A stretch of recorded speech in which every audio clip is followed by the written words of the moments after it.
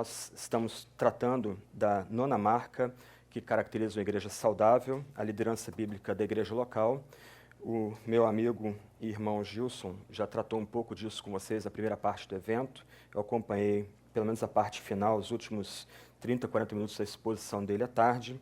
E agora eu gostaria de tentar oferecer para vocês não só um pouco do desenvolvimento histórico do ensino que Mark Dever propõe, mas eu queria desenvolvê-lo biblicamente, teologicamente e terminar a palavra aqui destacando algumas implicações ou direções práticas de como implementar essa nona marca na igreja local. Eu preciso dizer que eu admito que ela é uma das marcas mais importantes, de um lado, caracteriza uma igreja saudável, do outro lado, dadas o arraigamento das nossas tradições eclesiásticas, sejam batistas, presbiterianas, independentes, carismáticas, talvez sejam das marcas mais complicadas de implementar a nível de igreja local.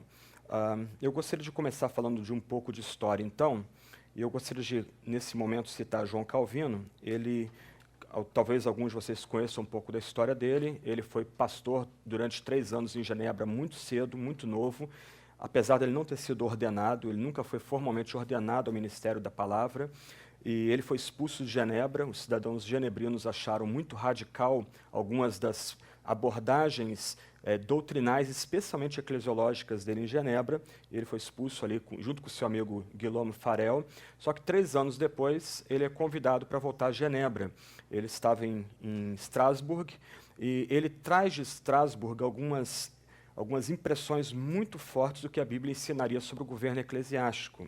Então, logo que ele volta a Genebra, e a igreja e a cidade dando bastante, por assim dizer, moral a ele nesse retorno, ele prepara o que passou a história como as ordenanças eclesiásticas escritas em 1541.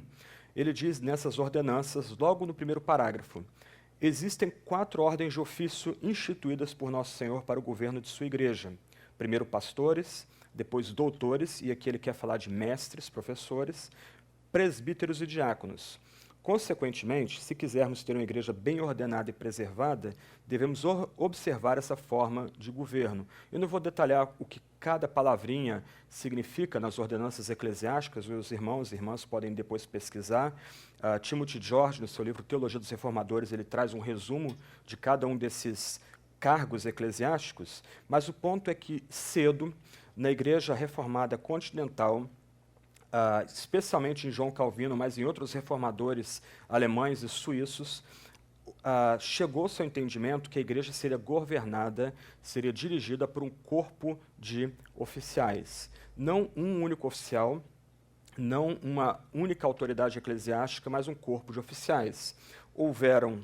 Houve exceções, por exemplo, a Igreja Reformada Húngara tinha bispos, mas nas igrejas da Reforma continentais, a noção que se tinha era de um quádruplo poder, onde, por assim dizer, o guiar a igreja era dividido por esses oficiais.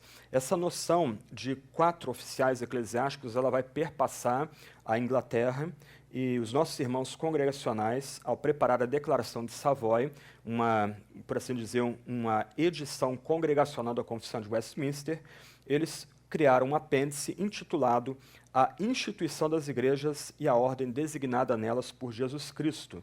E após falar que uma igreja é reunida e formada segundo a vontade de Deus, esse documento repete exatamente a mesma ordem quádrupla de governo de igreja presente nas ordenanças eclesiásticas, também destacando o ofício do presbítero, ou dos presbíteros, sendo mais preciso, como um cargo eclesiástico importante para dar a estrutura para a igreja.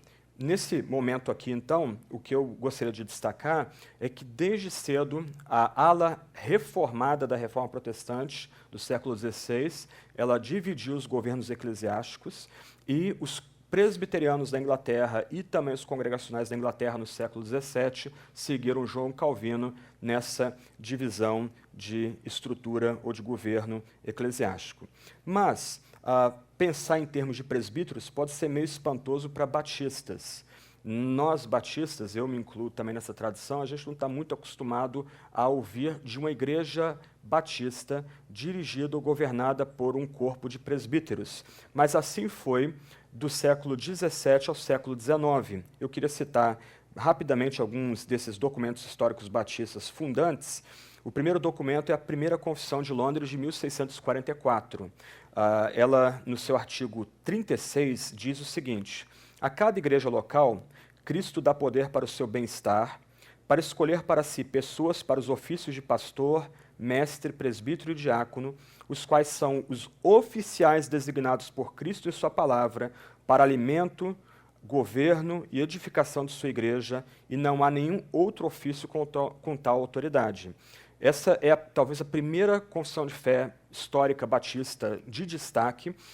Curiosamente, no seu preâmbulo, ela começa dizendo mais ou menos assim, que essa é a declaração ou a confissão de fé do povo cristão batista, comumente falsamente chamado anabatista. Então havia uma clara intenção histórica e também teológica de distinguir o povo batista do movimento anabatista continental e, do outro lado, nesse artigo em específico, os batistas primitivos estavam seguindo linha a linha, primeiro Calvino, mas também espelhando as percepções que os congregacionais teriam um pouco mais adiante, uma década mais adiante. Essa mesma confissão foi reeditada 2 anos depois, 1646, ela foi editada e ampliada, e nota agora a mudança que é operada nessa confissão de fé batista. Sendo assim, cada igreja local tem um poder concedido a elas por Cristo para o seu bem-estar, para escolher entre si pessoas para serem presbíteros e diáconos, qualificados de acordo com a palavra, como aqueles que Cristo tem nomeado para o alimento, governo, serviço e edificação de sua igreja, e ninguém tem qualquer poder para impor-lhes ou estes ou aqueles. Nota que 2 anos depois, esses batistas primitivos, também chamados de batistas particulares, eles que antes haviam aceitado um governo quádruplo da igreja local, agora eles resumem esse governo quádruplo em 2 únicos oficiais seguindo o Novo Testamento: presbíteros e diáconos. E o importante aqui é notar que em cada um desses documentos a palavra presbítero é grafado no plural. Então, 2 anos depois da Primeira Confissão de Londres ser escrita, ela foi reeditada, agora resumindo o trabalho de direção da igreja em 2 oficiais, ou 2 classes de oficiais, os presbíteros e os diáconos. Indo um pouco além, a editora Fiel tem publicava no passado, a chamada Segunda Confissão de Londres, de 1689. Na verdade, sendo mais preciso, ela é uma confissão de 1677. E ela, seguindo o padrão da Confissão de Savoy, é uma adaptação batista à venerável Confissão de Fé de Westminster, que tem guiado os irmãos presbiterianos desde o século XVII. Olha o que os batistas escrevem no seu artigo 26, parágrafo 8º, sobre essa questão. Uma igreja local, reunida e completamente organizada de acordo com a mente de Cristo, consiste de oficiais e membros. Os oficiais designados por Cristo serão escolhidos e consagrados pela igreja congregada. São eles os anciãos ou bispos, está grafado assim no original, e os diáconos. Cabe-lhes especificamente a administração das ordenanças e o exercício do poder ou do dever com que foram instruídos ou para o qual foram chamados por Cristo. Esse sistema de anciãos e diáconos deve ser mantido na igreja até o fim do mundo. Uma afirmação bem ousada dos nossos batistas primitivos, nossos pais batistas. Curiosamente, a Confissão Batista de New Hampshire, de 1833, vai repetir o mesmo padrão no seu 13º artigo. Essa declaração é importante porque quando os batistas do Sul implantaram a Convenção Batista Brasileira no Brasil, foi essa a confissão de fé que eles trouxeram juntos. Ela era chamada de a Declaração de Fé das Igrejas Batistas do Brasil. Ela vigorou entre os batistas brasileiros, pelo menos a Convenção Batista Brasileira, até 1990, 1992, quando foi substituída pela Declaração Doutrinária. O que essa confissão afirma? Cremos que a Igreja Visível de Cristo é uma congregação de crentes batizados, associados pelo pacto na fé e comunhão do Evangelho, observando as ordenanças de Cristo, governados por suas leis, exercitando os dons, direitos e privilégios neles pela sua palavra, que seus únicos oficiais bíblicos são bispos ou pastores e diáconos, cujas qualificações, reivindicações e deveres são definidos nas epístolas a Timóteo e Tito. Mais uma vez, um padrão duplo de governo eclesiástico, bispos e diáconos, e mais uma vez a gente tem que notar o plural, uma pluralidade de bispos ou anciãos e diáconos governando a igreja. Então, um ponto que a gente precisa destacar nesse breve panorama histórico aqui é que, ainda que hoje seja incomum nós encontrarmos igrejas batistas dirigidas por um colégio de presbíteros, essa tem sido o padrão histórico entre os batistas entre o século XVIII, ou século XVII, século XIX. Uma das razões, especialmente nos Estados Unidos, porque os batistas abandonaram esse padrão de presbíteros dirigindo a igreja local, é porque os batistas cresceram muito rapidamente, se expandindo para as regiões de fronteira do Velho Oeste americano, e na medida que essas igrejas começaram a se expandir muito rapidamente, igrejas tiveram que ceder presbíteros a outras comunidades para que elas crescessem. Então, na medida que as igrejas se expandiram, elas tiveram que abrir mão por razões de adaptabilidade de crescimento desse padrão de governo baseado em presbíteros e diáconos. Uma razão para nós voltarmos então a esse modelo é porque ele era necessário às igrejas do Novo Testamento, como também é necessário às igrejas de agora. E eu vou citar isso no final, há uma renovada literatura batista, especialmente pastores ligados à Convenção do Sul dos Estados Unidos, retomando essa prática pastoral da igreja ser dirigida por um colégio de presbíteros. Então, ainda que seja correto associar historicamente o ofício de presbíteros aos irmãos presbiterianos, não é correto associar exclusivamente esse ofício aos presbiterianos, haja vista que congregacionais e também batistas tiveram suas igrejas dirigidas por presbíteros e por diáconos. Por que uma igreja local existe? Agora, entrando no meu primeiro ponto aqui. Algumas vezes, igrejas locais podem existir para manter uma tradição, girando em torno de um pregador de destaque, ou por conta de finanças, programas, eventos. Uma igreja pode existir em razão de uma construção do seu prédio. A igreja pode talvez existir porque ela se percebe como uma comunidade de evangelização. Mas, à luz do Novo Testamento, por que uma igreja local existe? Ela existe para ser uma comunidade de adoração, esse é o fim principal da igreja. A igreja existe para prestar culto a Deus, e porque ela presta culto a Deus, essa comunidade é uma comunidade de comunhão, de ensino, de serviço e de testemunho. Então, uma comunidade cristã é também uma comunidade de ministério. E, nesse caso aí, eu entendo o ministério como serviço. Então, agora eu queria tentar detalhar para vocês o que o Novo Testamento ensina a respeito do governo eclesiástico. Na Igreja de Cristo, ninguém tem autonomia para se autonomear para o ministério cristão. E aqui a gente tem que ir a Hebreus 5:4 para lembrar que presbíteros e diáconos, aqueles que servem na igreja, eles têm que ser chamados por Deus para esse ofício. Hebreus capítulo 5, verso 4.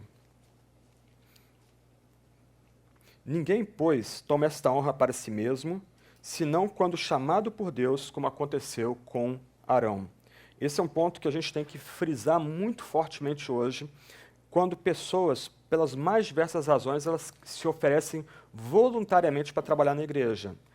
O ponto importante para nós aqui, ao começarmos a meditar nessa noção de uma igreja como comunidade de serviço, de ministério, é que aqueles que militam na igreja, presbíteros e diáconos, eles devem ter a convicção de que eles foram chamados por Deus para esse ofício. Como diz o texto bíblico, eles não devem tomar essa honra por si mesmos, senão quando chamados por Deus, e o exemplo aqui é Arão.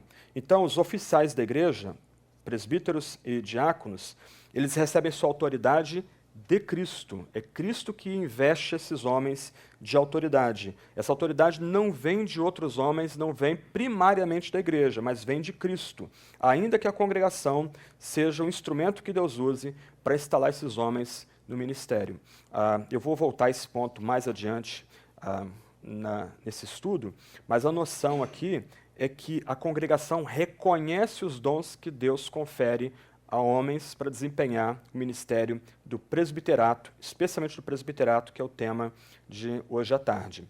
João Calvino diz o seguinte, e eu vou tentar enfatizar 2 pontos aqui desse parágrafo dele.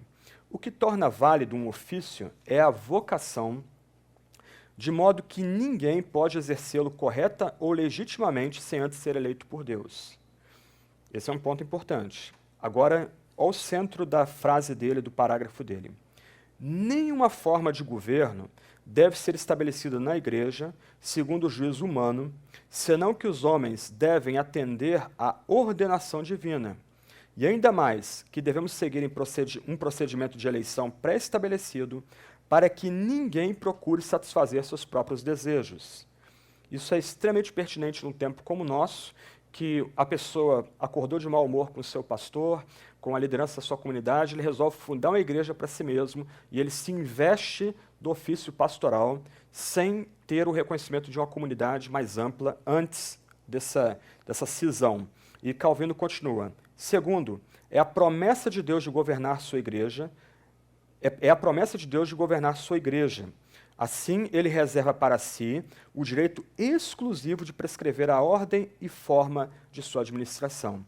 Para esse pai da reforma, a noção que Deus chama alguns homens para o ministério cristão está intimamente ligada ao fato de que Deus ordena como aquela igreja deve ser estruturada.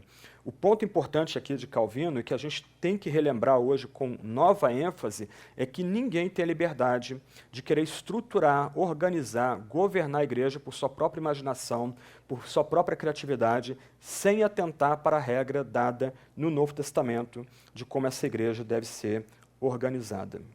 Indo um pouco além, quando a gente começa a estudar o Novo Testamento, algo que surpreende o leitor contemporâneo é uma aparente pluralidade de ministros que vão desfilar pelas páginas do Novo Testamento, enquanto a igreja avança pelo mundo romano, pelo mundo antigo.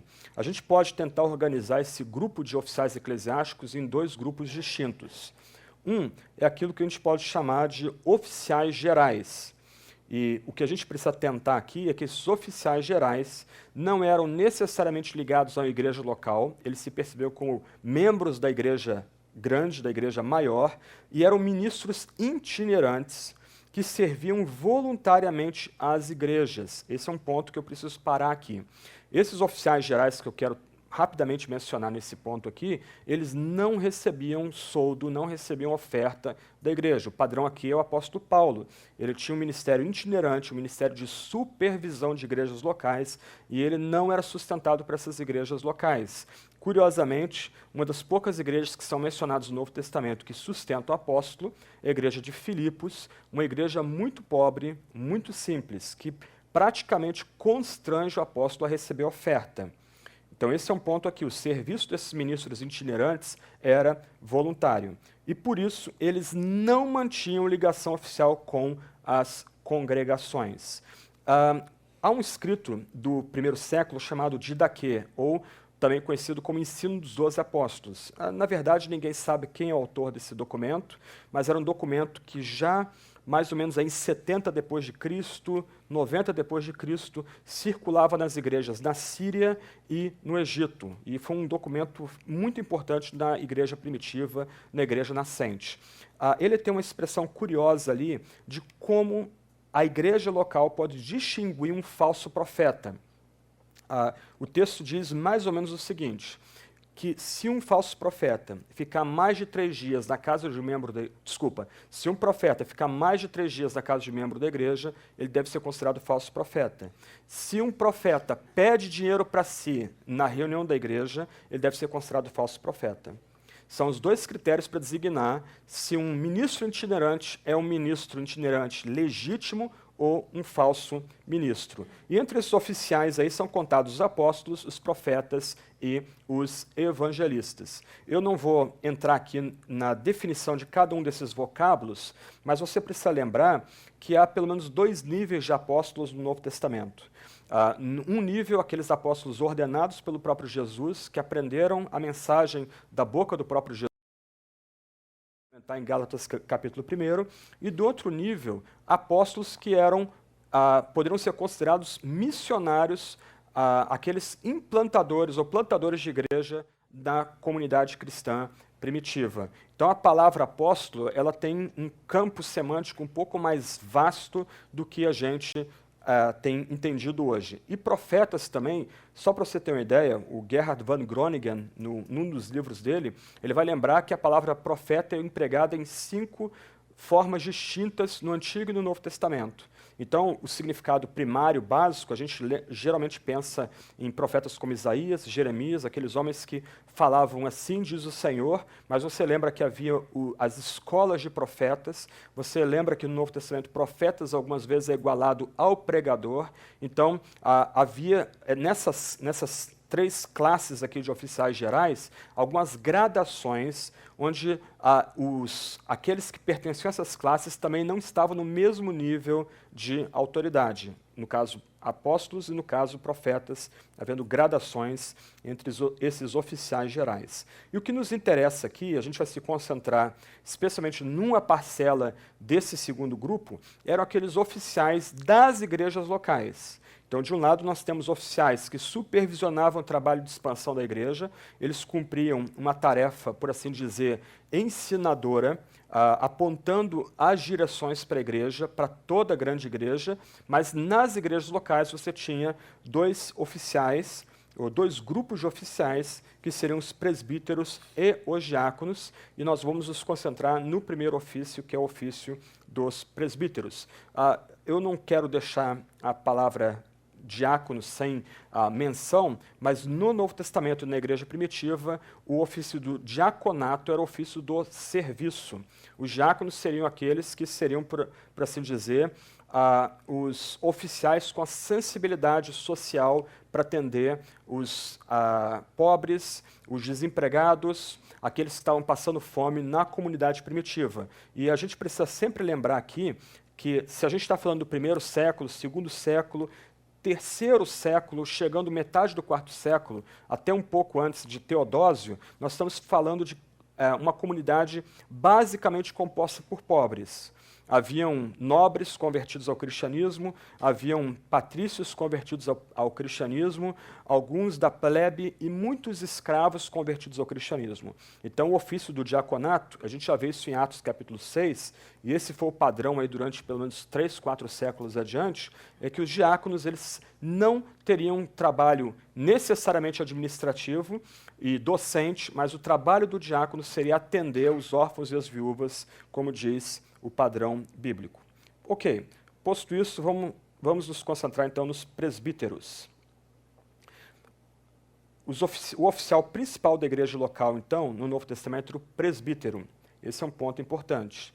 O Novo Testamento vai usar algumas palavras correlatas para falar desse oficial da igreja local. Ele é chamado no Novo Testamento também de ancião e de bispo, assim como de pastor. Me parece, até onde eu tenho lido, que na medida que a igreja se estruturou organizacionalmente, a regra da igreja, ou melhor dizendo, o modelo da igreja foi o modelo da sinagoga, que também era dirigida por uma classe chamada de anciãos. Então, na medida que a igreja cristã começou a se expandir no Novo Testamento, depois do período subapostólico ou pós-apostólico, essas comunidades cristãs tentaram, em alguma medida, manter o modelo dado nas sinagogas, o modelo autorizado pelo próprio Deus no Novo Testamento. Daí a palavra ancião, uma palavra que remete à direção da sinagoga, também ser usada para descrever o presbítero. E a palavra pastor também aparece no Novo Testamento, e eu vou voltar a ela daqui a pouquinho. Mas um ponto importante aqui, a gente vê isso em Atos 20, versos 17 a 28, você pode depois ver esses 2 versos mais adiante, é que a palavra presbítero e bispo são sinônimas no Novo Testamento. descrevendo o mesmo ofício eclesiástico, ainda que a palavra presbítero seja mais empregada no Novo Testamento. Calvino vai dizer o seguinte: tenhamos em mente, portanto, que esta palavra, ele está falando da palavra bispo, significa o mesmo que ministro, pastor ou presbítero. Okay? Lembra que na estrutura eclesiástica que Calvino desenha para a igreja de Genebra, você tem pastores, mestres, presbíteros e diáconos. E para João Calvino, então, e nos principais léxicos e dicionários de Novo Testamento que você tem em português, presbítero é igualado a bispo. Quando é que surge a noção de um bispo ou de um bispado episcopal ou monárquico? O primeiro escritor cristão a tratar dessa noção de que a igreja seria dirigida por um bispo foi o pai da igreja e mártir cristão chamado Inácio de Antioquia. Isso aí mais ou menos em 115, 120 depois de Cristo. Ele escreveu 7 cartas, 6 a igrejas que ele ajudava a pastorear, uma a seu amigo e também mártir cristão Policarpo, e nas cartas a Éfeso, a Magnésia, a Esmirna e a Trália, ele argumenta que a marca da igreja verdadeira é ser dirigida por bispos. O ponto aqui, muito importante para a gente entender, é que Inácio de Antioquia não está defendendo isso por uma questão de poder e controle, como algumas vezes é pintado por polemistas protestantes. O ponto de Inácio aqui é um ponto tático para afirmar a unidade da igreja. Como o cristão primitivo, no meio de seitas como os docetistas e os gnósticos, poderiam identificar a igreja verdadeira. A igreja verdadeira ela é identificada por manter a tradição apostólica e por poder remeter ou afirmar que o seu dirigente foi ordenado por um apóstolo ou alguém ligado ao colégio apostólico. Na medida que começou a ficar raro, ou se tornar raro, pessoas que poderiam remeter a sua ordenação ministerial a um apóstolo ou alguém ligado ao colégio apostólico, e também por uma questão de supervisão das igrejas locais, Inácio ele já pressupõe que é necessário que haja o bispo como aquela figura que vai supervisionar as igrejas locais. O exemplo aqui vem de Irineu de Leão, um bispo e um pai da igreja famoso do terceiro século. Ele, quando ele argumenta a respeito da veracidade do seu ensino, do seu ministério, ele vai lembrar que ele foi ordenado por Policarpo, o mártir amigo de Inácio, e Policarpo foi ordenado pelo apóstolo João, também cognominado João Teólogo, lá no final do primeiro século depois de Cristo. Então, Irineu vai afirmar sua autoridade calcada na tradição da igreja, o resumo do ensino apostólico, e no fato de que ele poderia traçar a sua ordenação a um apóstolo daqueles que seguiram a Jesus Cristo. Um ponto importante aqui é que nos escritos de Inácio, ele não pressupõe a eliminação de presbíteros e diáconos. Antes, um colégio de presbíteros, um colégio de diáconos serviria igrejas locais debaixo da supervisão de um bispo, provavelmente um bispo regional ou, como foi chamado depois, um bispo diocesano.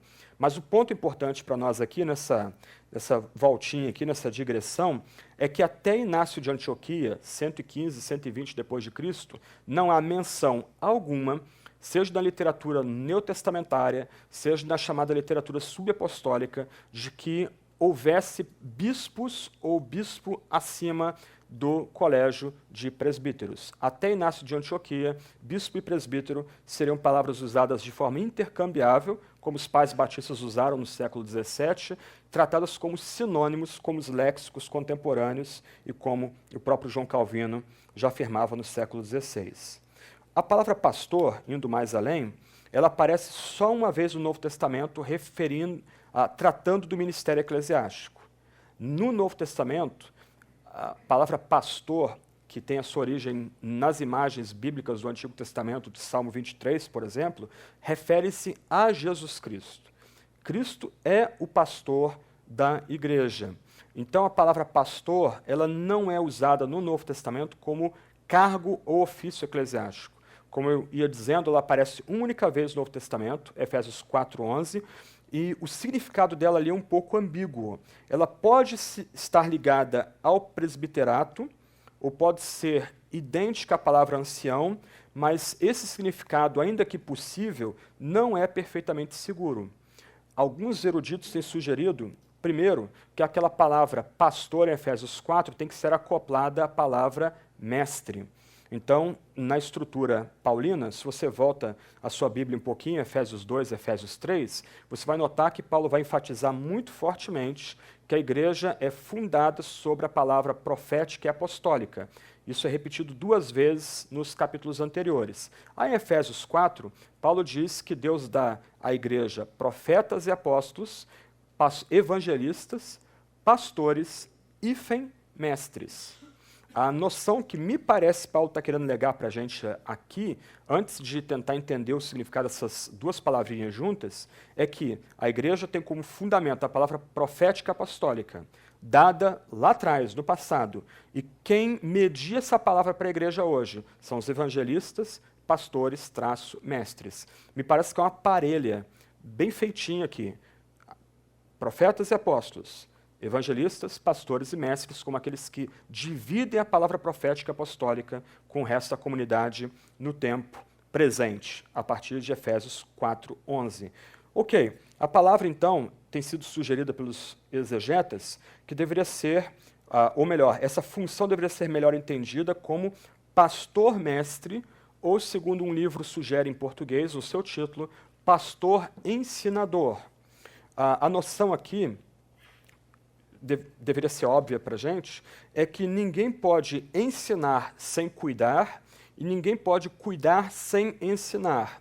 Mas essa noção de pastor e mestre, como eu já estou dizendo, não há como fazer um vínculo imediato com a noção de presbiterato ou de bispado.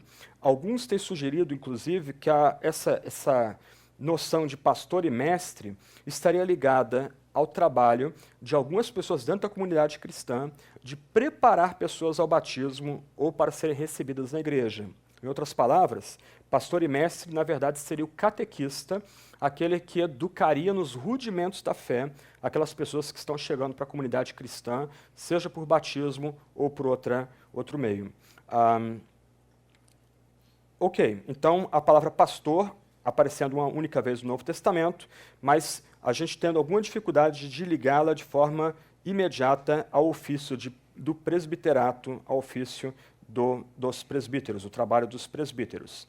Ok, indo um pouco além, a gente tem que lembrar que no Novo Testamento, então, como eu já tenho tentado enfatizar, o presbiterato começou muito cedo, já bem cedo, a igreja adotando essa estrutura para governar a igreja local. Eu só vou mencionar os textos bíblicos, não dá para examiná-los um a um por uma questão de tempo, mas, por exemplo, Atos 11:30 registra que já cedo, na história da igreja, os presbíteros, já havia uma classe de presbíteros nas igrejas presentes da Judéia. Esse é um ponto importante aqui. A gente está falando aqui mais ou menos de 35 depois de Cristo, talvez chegando a 40 depois de Cristo. Okay? Então, já num período bem inicial, as igrejas presentes na Judéia, estruturadas ao redor da igreja de Jerusalém, elas já estavam organizadas com uma classe, ou sendo dirigidos por uma classe de presbíteros.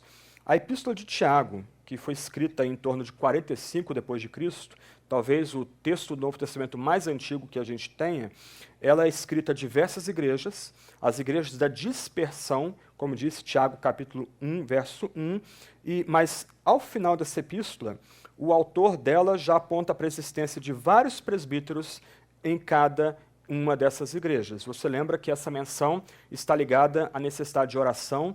Se alguém precisa de oração, peça aos presbíteros, eles vão orar por essa pessoa. Então, já em 45 depois de Cristo, as igrejas dispersas, aos quais Tiago escreve, elas já tinham vários presbíteros em cada uma delas. Já em 50 depois de Cristo, Paulo promove nas igrejas da região da Galácia, a parte da atual Turquia, a eleição de presbíteros. Então, bem cedo no período do Novo Testamento, a igreja já sendo dirigida por presbíteros, e Paulo, na medida que ele implanta as igrejas, na sua tarefa missionária, ele vai elegendo presbíteros para dirigir cada uma dessas igrejas. Em 62 depois de Cristo, a data que os eruditos têm sugerido para a composição da epístola aos Filipenses, Paulo menciona que a igreja de Filipos ela é dirigida por uma estrutura de bispos e diáconos. Filipenses capítulo 1, verso 1. Lembrando, bispos seriam equivalente, seriam sinônimo de presbíteros. Então, essa menção em Filipenses 1:1, essas duas ordens de igreja na igreja local, parece indicar que essa dupla estrutura estava presente nas igrejas primitivas já na metade do primeiro século para o final, 62 depois de Cristo.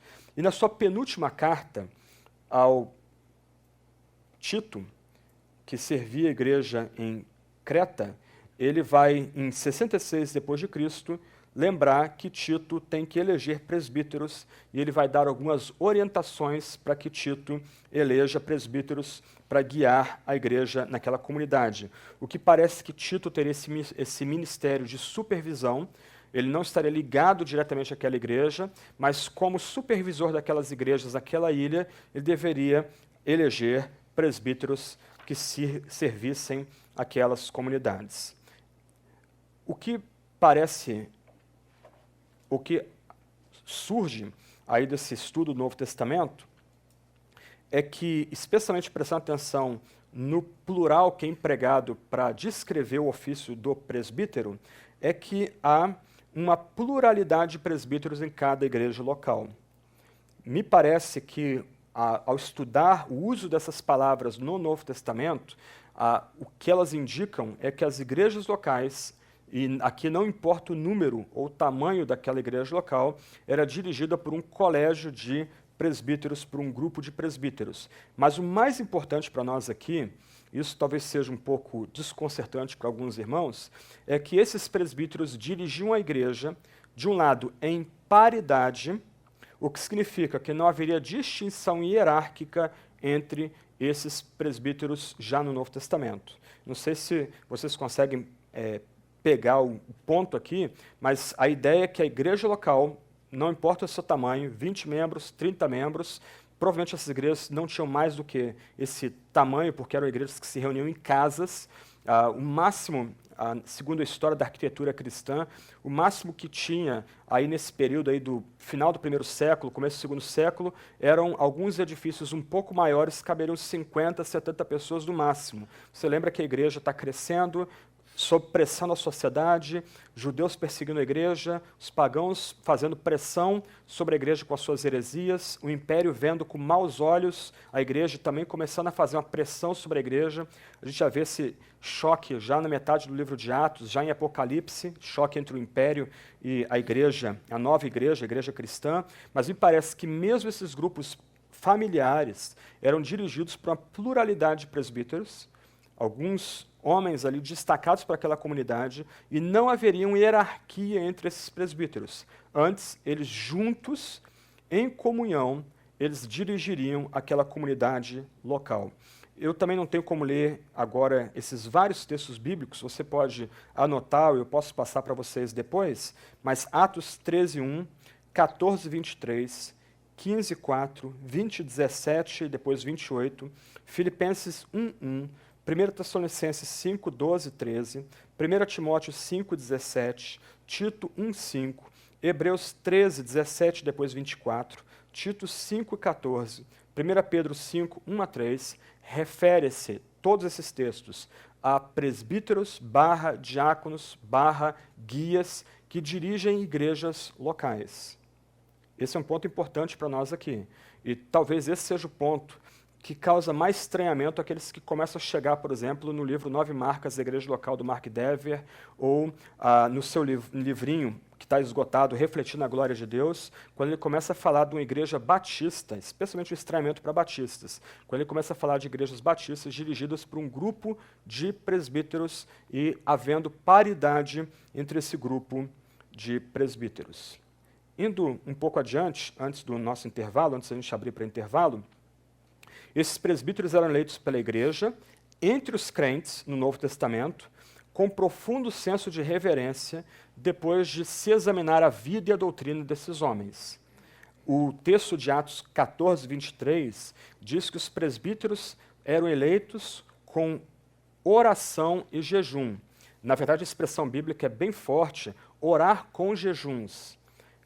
Isso aponta para a gente a seriedade de como a igreja primitiva entendia a ordenação, o separar alguns homens anciãos para guiar a comunidade cristã. Calvino, comentando, ele vai dizer o seguinte: porque eles sabiam muito bem que era coisa de suma importância, não se atreviam a intentá-la senão com grande temor, considerando detidamente o que tinham em mãos, e cumpriam seu dever principalmente pedindo a Deus que lhes desse espírito de conselho e discernimento. Eu não sei quantos aqui são pastores, mas uma das dores do ministério é você impor as mãos sobre gente que vai trair o chamado mais para frente. Parece que a igreja primitiva encarou a ordenação ministerial, o impor as mãos sobre pastores com muita seriedade. Eles eram destacados em obediência ao comando de Deus, ao chamado de Deus. A igreja reconhecia o chamado de Deus que alguns homens diziam ter, mas essa igreja, do outro lado, respondia esse chamado com a seriedade devida, com o temor devido, unindo as suas orações do jejum, o que mostra a seriedade e a reverência com que esses presbíteros eram separados para ajudar a igreja local.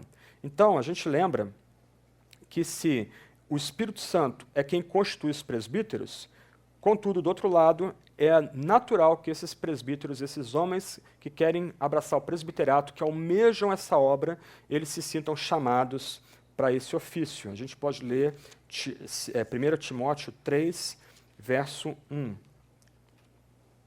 E daqui a pouco eu vou voltar a essa passagem mais adiante. Fiel é a palavra, se alguém aspira ao episcopado, excelente obra almeja. Então, ainda que o Espírito Santo chame-nos para desempenhar essa função presbiteral, episcopal, do outro lado, é natural que nós sintamos alegria, a gente almeje de fato o episcopado. Mas a gente tem que atentar para o que Calvino diz sobre isso. Visto ser o mesmo um ofício laborioso e difícil, os que o aspiram devem ponderar prudentemente se são capazes de suportar uma responsabilidade tão pesada. Os homens piedosos o desejam, presbiterato, não porque tenham alguma confiança na própria iniciativa e virtude, mas porque confiam no auxílio divino, que é a nossa suficiência, no dizer de Paulo. Um ponto importante para nós aqui, eu gosto muito de história cristã. Eu gosto muito de ler biografias. Um ponto muito interessante em biografias de homens tão diferentes como o próprio Calvino, Lutero, Agostinho e tantos outros, Ambrósio, pai da igreja lá de Milão, século IV, é que nenhum desses homens, eles almejavam, ou melhor, eles se voluntariaram para o ministério cristão. Calvino ele disse que ele foi literalmente arrastado para o jogo. Uma imagem para nós aqui muito próxima, na medida que a gente gosta de jogos de futebol, né, foi mencionado até isso de manhã cedo, né, mas a ideia de Calvino é que Deus o arrastou para o ministério cristão. O ministério cristão não é um exercício de voluntariado. Eu diria o seguinte, dado o peso do ministério cristão, dadas as dificuldades do ministério cristão, alguém querer se voluntariar ao ministério cristão não entende a seriedade do que está em jogo, para usar a metáfora de João Calvino. Ambrósio é talvez a história mais curiosa dessas aí de alguém que se entende incapaz para o ministério cristão, é que ele era um administrador muito reconhecido na cidade de Milão, do século IV depois de Cristo. Ele vinha de uma família bastante reconhecida por prestar serviços relevantes ao Império Romano, que já era cristão naquela época, Teodósio já era imperador naquela época, mas num momento de crise da igreja de Milão, quando ela fica sem o bispo, a igreja resolve eleger esse homem para o episcopado. E ele chuta, esperneia, arranha os chãos para não ser arrastado para dentro da igreja para ser ordenado. O próprio Agostinho também tem uma experiência similar. Aliás, Ambrósio chega a ser até engraçado porque ele tenta escandalizar a igreja com um comportamento chocante, mas mesmo escandalizando a igreja o obriga ao ministério. Agostinho, o mesmo caso. Nessa época, cada igreja tinha que ter um bispo, já século IV depois de Cristo. E era irregular ter uma espécie de subbispo ou um segundo bispo na igreja. Mas o bispo principal da cidade de Hipona, no interior da África do Norte, no interior da Argélia, fronteira com a Tunísia atual, Ele já idoso e conhecendo as qualidades de Agostinho, ele combina com a igreja de trancar as portas daquele templo. Agostinho está ali inocentemente cultuando e lá pelas tantas o bispo principal, Valério, diz: olha, eu já estou muito idoso, eu estou entendendo que eu devo me retirar da igreja daqui a um tempo, mas quem pode somar forças comigo como um outro bispo aqui da igreja? E a igreja começa a clamar Agostinho bispo, algo totalmente irregular na ordem eclesiástica do cristianismo primitiva. Ele tenta sair, as pessoas o agarram, não deixam ele sair da igreja, as portas estão trancadas, ele chorando é empurrado para frente. E lá ele é ordenado a bispo contra a sua vontade. Essa é uma característica de um presbítero de fato, de um ministro cristão de fato.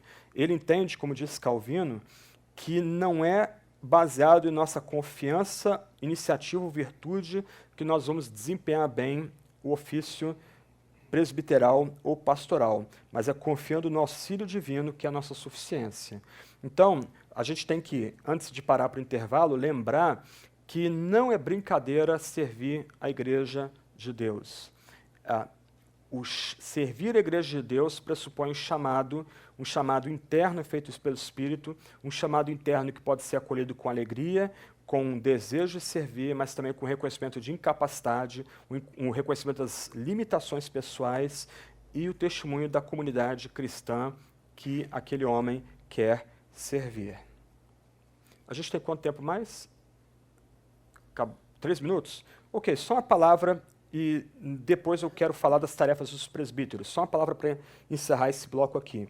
Antes de continuar, nós temos que tomar o cuidado de não confundir um corpo de presbíteros com a equipe administrativa da igreja. Eu vejo com bons olhos algumas igrejas também batistas, entendendo que o pastor deve se dedicar à pregação, ao ensino, aconselhamento. Então, o pastor é aliviado de outras atribuições que não estão no seu cargo, na medida que a igreja elege um outro homem como presidente daquela comunidade, e na medida que a igreja, dependendo do seu nível social, pode até mesmo contratar um administrador ou montar uma equipe administrativa para servir naquela igreja. Esses homens devem ser cristãos, óbvio, e eles devem dar bom testemunho na comunidade. E alguns deles podem ser parte da equipe do presbitério da igreja, mas a equipe administrativa, ainda que trabalhe em tempo integral na igreja, não é parte do presbitério, não pode ser igualada aos presbíteros que guiam aquela igreja local. Do outro lado, os seminaristas devem ser vistos como auxiliares pastorais.